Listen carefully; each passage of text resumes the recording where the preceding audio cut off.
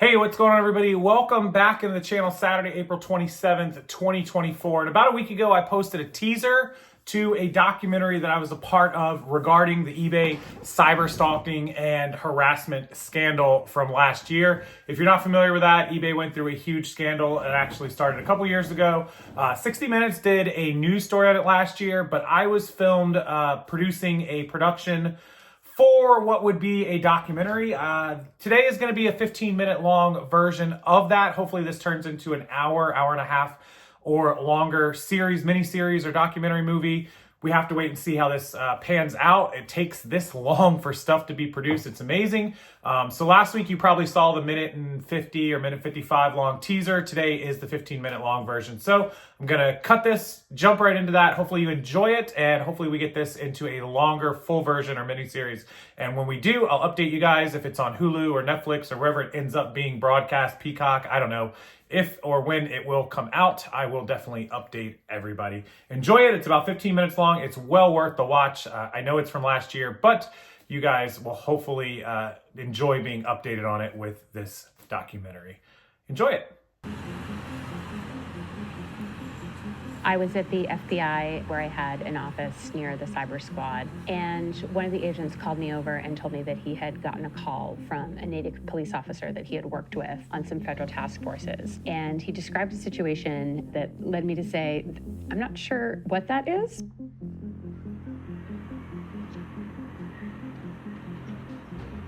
We had a couple who was living in Natick who had been experiencing a harassment campaign.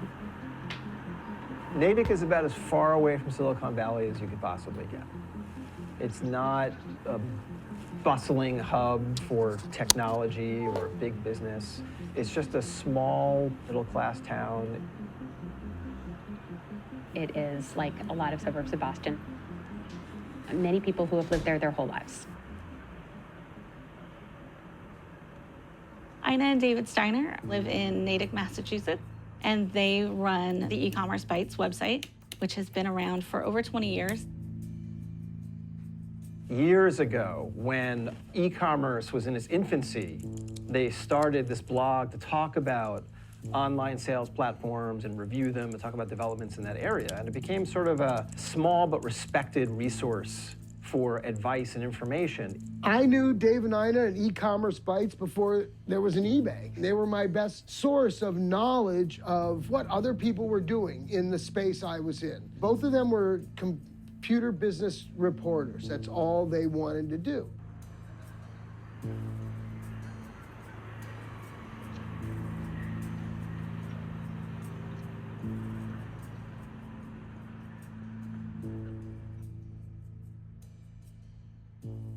Both of the Steiners began receiving communications and deliveries that were unwanted. They were receiving threatening emails and threatening messages from what appeared to be different people. It started with anonymous social media posts threatening the couple. And what's striking about the language in those posts is it's kind of disturbing, right? A lot of misspellings, it's kind of aggressive and violent.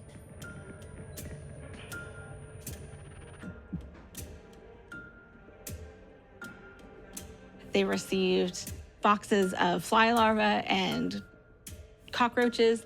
They received funeral wreaths and a book about grieving a dead spouse, a dead fetal pig. There was death threats publicly and privately through Twitter. They were genuinely traumatized.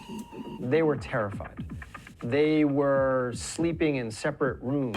They were locking the doors to their houses and barricading the doors.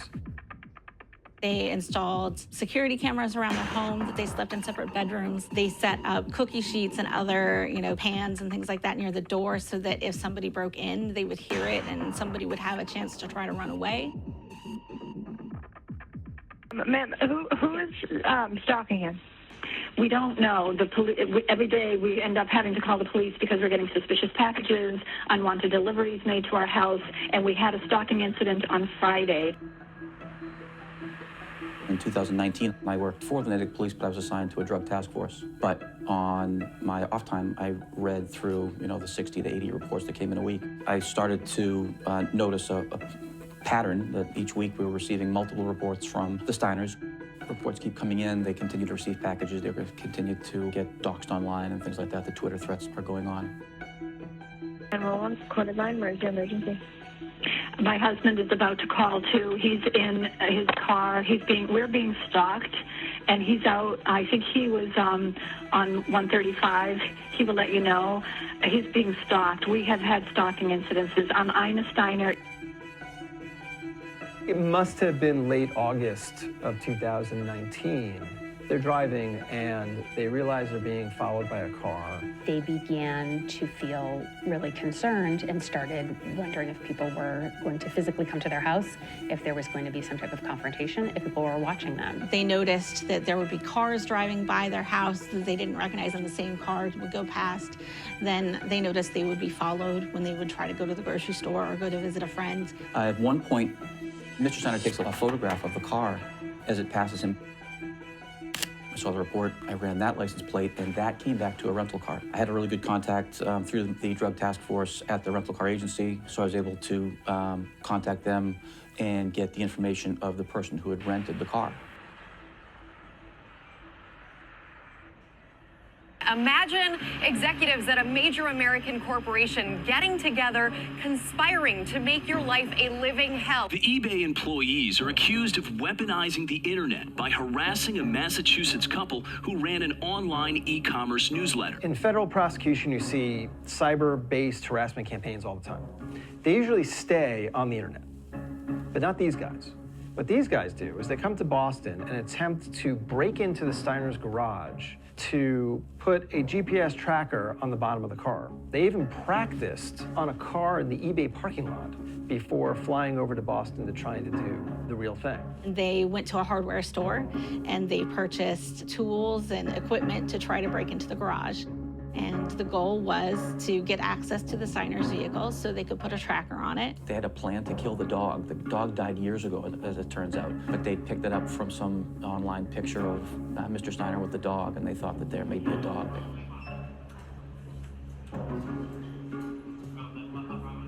They flew first class from California to Boston. They're staying in the Ritz-Carlton. So they really are racking up expenses related to this operation. They're visiting Beacon Hill like a lot of visiting company people might do, but while they're there, they're buying burglary break-in tools so they can break into the Steiner's garage and attach a GPS device. They are out to dinner talking about new ideas, and one of the new ideas they come up with is that they could run a chainsaw and leave it going on the steps of the Steiner's front door. Steiners reported it all to the police, who referred it to the FBI, resulting in the latest prison sentences, almost 5 years for former Senior Director of Safety and Security James Baugh, 2 years for former Executive David Harville, but the Steiners say the plot against them came from the top. The idea to target Dave and Ina did not start in the middle or at the bottom of that organization. Somebody at the top had to start it. It was too coordinated to just be, hey, let's go do this. Like, there was a very thought out strategy and timeline. Certainly there's a reason, but what is the reason? And I mean, somebody writes a bad story about your CEO, corporate America doesn't work like that. That's not how it goes. Ina had put out some articles about the CEO of eBay at the time, Devin Wenig, and his pay structure, and that he had a lot of guarantees based on stock performance and bonuses and commissions. She had felt that the culture at eBay had turned to, instead of helping the buyers and sellers, to helping the stock price at all costs to keep Devin's bonuses and pay up. So now I'm looking at one of the stories that apparently sent Devin Wenig over the edge. The headline is very matter-of-fact. eBay CEO Devin Wenig earns 152 times that of employees. They reported on Wenig deciding to create a bar on campus that was named after and inspired by his favorite bar in New York. And it was questioned by a lot of sellers as, not the best use of resources at a time when they had just gone through massive layoffs. Should you really be putting all this money into redesigning this building to be your own personal bar? They also reported on his use of the private jet to travel back and forth to the Hamptons where he had a house. I think that really irked him personally. Like, he read that and probably blew a stack. And so it was at that point, it became a mission of theirs to really silence her. Things escalated and the executives became more and more frustrated with the Steiners, get creative about thinking about how they could end the Steiners' journalism that was negative towards eBay.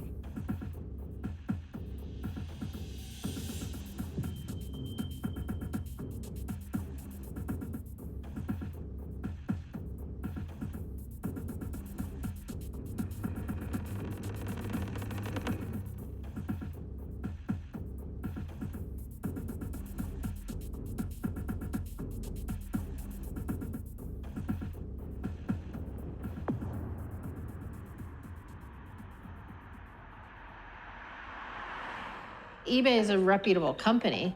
To know that they had these moles or whatever you want to call them that did that, I wouldn't think that that would really happen. It came from someone, you know what I mean? Like it just, and that's terrifying. She wasn't really talking bad about eBay, she's just reporting the story.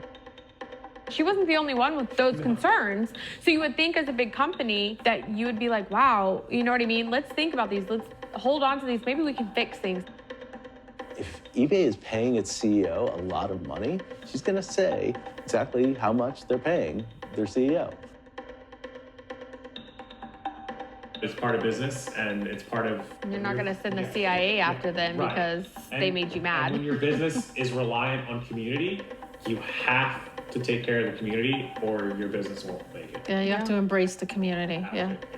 Because we are eBay. Without the sellers, there is no eBay.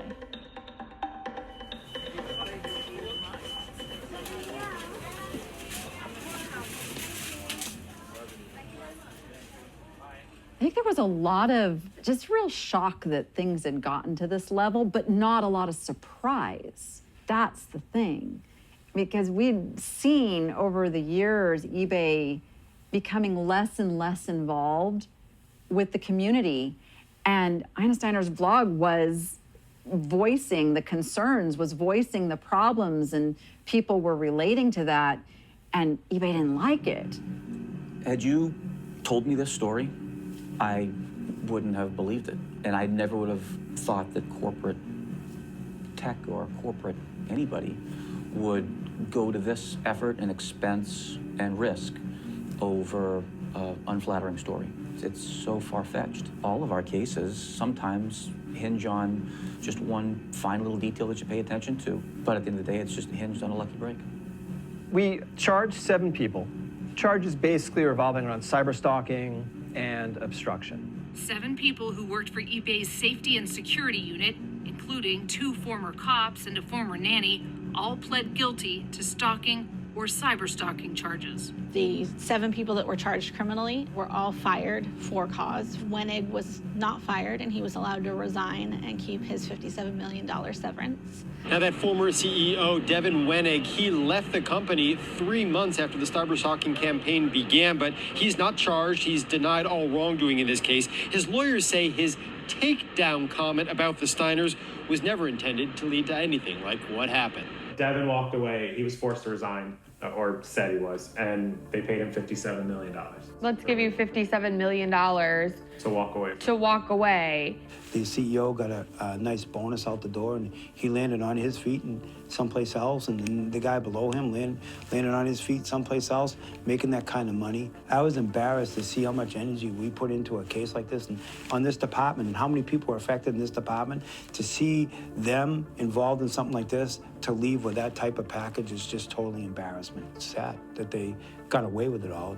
Typically what a company like eBay wants when they've gotten to the point that the board concludes the CEO has to go is to have the CEO leave quietly, and nothing hushes things up like money. They investigated themselves, and they found that they did no wrong. How do you like that? Who gets to investigate themselves and determine that they didn't do anything wrong? I don't see consequences. Devin Wenig still serves on corporate boards. The PR chief went on to run the Boys and Girls Club of Silicon Valley. I don't see consequences really in scale or severity that there should be. When you look at some of the things that have come out in the court documents, it's so obvious that had it not been for their communications, that none of this would have happened. To see a company like this come in here to a small town like Natick and betray individuals that's just trying to make a basic living, yeah, it had a serious impact on them personally and professionally. They're always looking over their shoulders, and I feel bad for them because that's not what should be.